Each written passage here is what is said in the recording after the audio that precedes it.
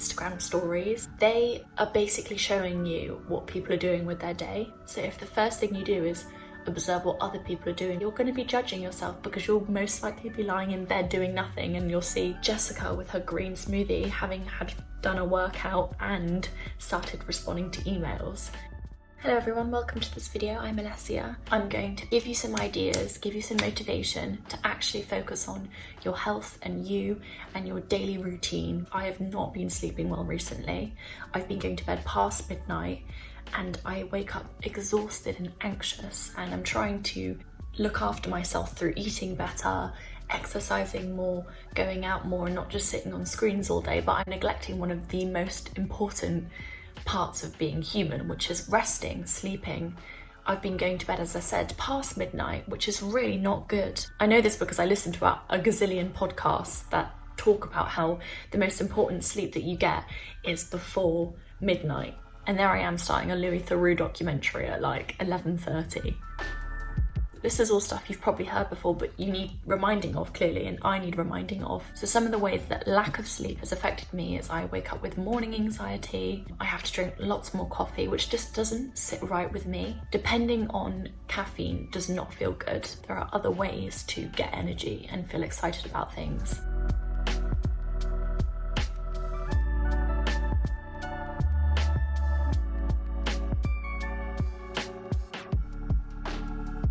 I'm so irritable when I haven't slept properly. So today when I woke up, I was trying to find this necklace and I couldn't find it anywhere, and I instantly wanted to like scream and have a go at someone else and point the blame. I think that's something you do when you're sleep deprived too. You get irritable, but you want to blame other people. Maybe that's just a me thing, but I just want to get angry at everyone. And I've been noticing that recently. I'm just getting angry at the most stupid things. We should be going to bed at a regular time, just like with eating. We should be getting our body used to waking up and going to bed at the same time, because our body craves routine, it loves that, which makes a lot of sense. I actually heard this on Wellness Unpacked. I really like this podcast because they weren't saying you have to go to bed at 9 o'clock and wake up at 6 o'clock. The guy was very understanding that everyone has their own routine and their own thing that they want to stick to, and not everyone needs 8 hours sleep. Actually, he was saying that it's very varied. Some people might need 10 hours sleep. Some people may only need 6. Every individual thrives under different circumstances. So just kind of figure out what works for you. But I do think if you're like me and if you're kind of my age, you probably are scrolling on your phones before bed and then not sleeping properly, and you're probably sleep deprived. If this hasn't motivated you enough, hang on, I've got you. So I found this on healthline.com. I'm going to leave the link in the description to the rest of, I'm not going to read all of the things out, but sleep helps improve productivity and concentration. Poor sleep is linked to depression. Again, probably quite obvious, but something you probably need to hear. Okay, the next thing I'm going to talk about is meditation. Please don't click off. Please don't skip this part. You can skip on to the next thing that I'm going to talk about. If you're one of those people that says, I don't meditate, I don't get it, it doesn't work for me, please just hang on a wee second. Even though I've really felt the benefits of meditation, I still regularly manage to put myself off doing a meditation. But can I just quickly tell you a story? A time in my life that was incredible because of meditation. So I had some time to kind of prioritize my mental health, and I really got into meditation. I did a meditation course that literally forced me to meditate twice a day, but I was also having to do lots of breath work, deep breathing. Oh my gosh, my boobs are out. You can't see anyway. Yeah, so I was doing a lot of that and it felt so good. After, I'd say, 2 weeks meditating every day and really focusing on my breath, I noticed a huge difference when I was going on my walks. If you're one of those people that are like, I need a podcast or I need music for a walk to be interesting, I can't do it without, that is not good, especially if you're in nature.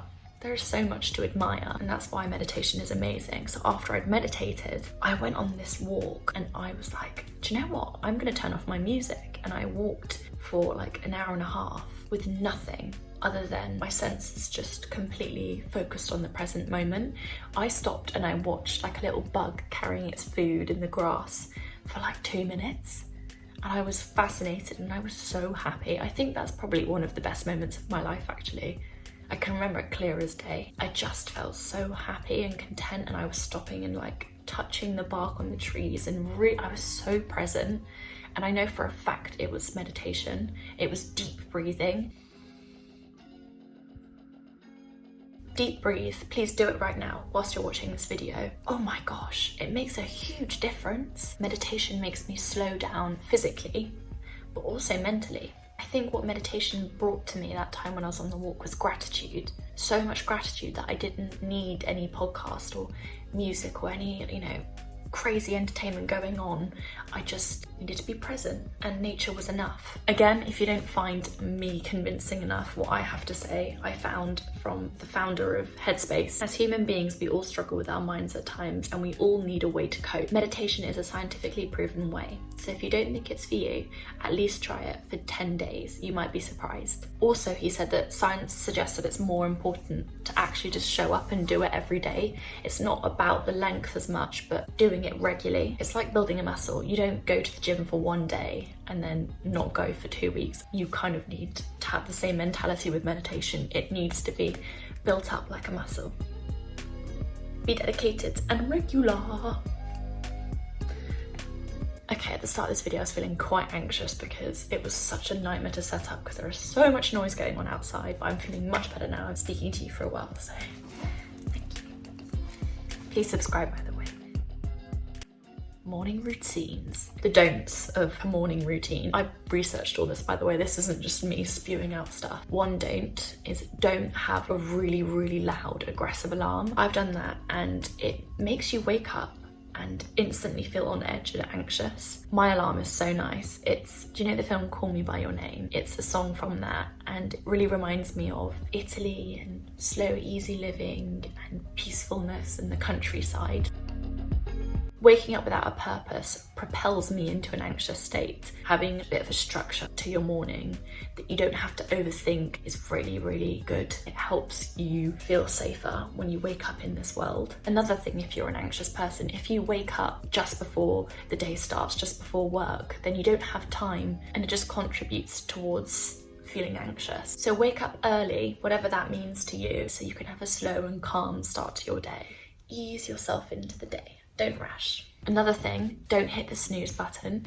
Don't set your alarm really, really early, but then sleep in for an hour, because you're just disrupting your sleep anyway. You're not going to sleep properly. You're not going to have a deep sleep.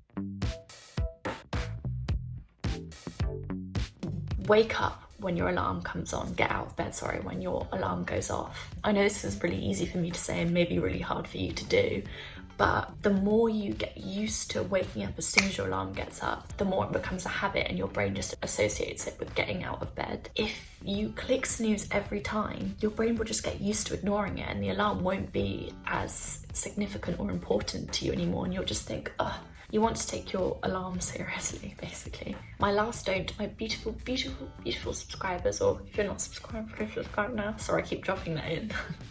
I'm just really close to getting 1,000 subscribers. But anyway, my last thing is don't go on social media as soon as you wake up. I know these are all like really, really obvious things, but I just want to quickly talk about Instagram stories. They are basically showing you what people are doing with their day. So if the first thing you do is observe what other people are doing with their day, you're going to be judging yourself, because you'll most likely be lying in bed doing nothing, and you'll see Jessica with her green smoothie, having done a workout and started responding to emails.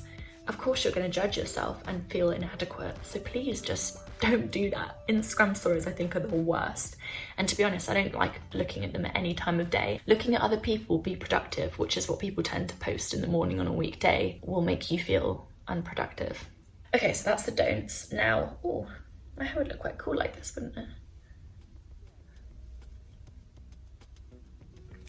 Anyway, I don't think I've ever mentioned this, but I do have ADHD. So in the morning, my mind is so wild, and I've got anxiety, so there's a lot going on up here. So in the morning, I am jumping all over the show. Maybe I should do this, maybe I should film this, maybe I should research this. And that means that it's quite hard to stick to a morning routine for me. I don't know if you're the same. And also, you might have ADHD and not know, especially if you're a woman, because it's underdiagnosed in women, so maybe research that. But anyway, God, that's my ADHD brain going off. So yeah, having to stick to a lengthy morning routine with 10 different tasks just isn't good for me, and then it makes me feel bad if I don't stick to it. If you feel bad about yourself, then you might completely neglect the morning routine the next morning. So I just think having a simple, easy to stick to morning routine so you feel good about yourself is the best bet. So instead of a really lengthy morning routine, I've just got a 5-step one, but this is just my one. I think everyone's kind of should be a little bit different to suit their needs. I think prioritizing tasks and activities that make you feel safe are the best to do in the morning. Safety is like key for me when it comes to my morning routine. I say this, I actually don't have a morning routine at the moment, but I've set one out for myself to start as of tomorrow. Step 1, take deep breaths for a couple of minutes. My next step is to drink water and then work out, shower, meditate. I always wondered, do you meditate after exercise or before? And I found on mindfulness or mindfulzen.com, meditation after exercise gives your brain as well as your body the perfect cool down from a strenuous workout. So it calms the stress away and it converts you from flight or fight response to focused energy. Sleeping better, getting into meditation and having a morning routine, practices that you do every day that help you feel at home in your body are incredible things to do for yourself. Thank you so much for watching, my lovelies.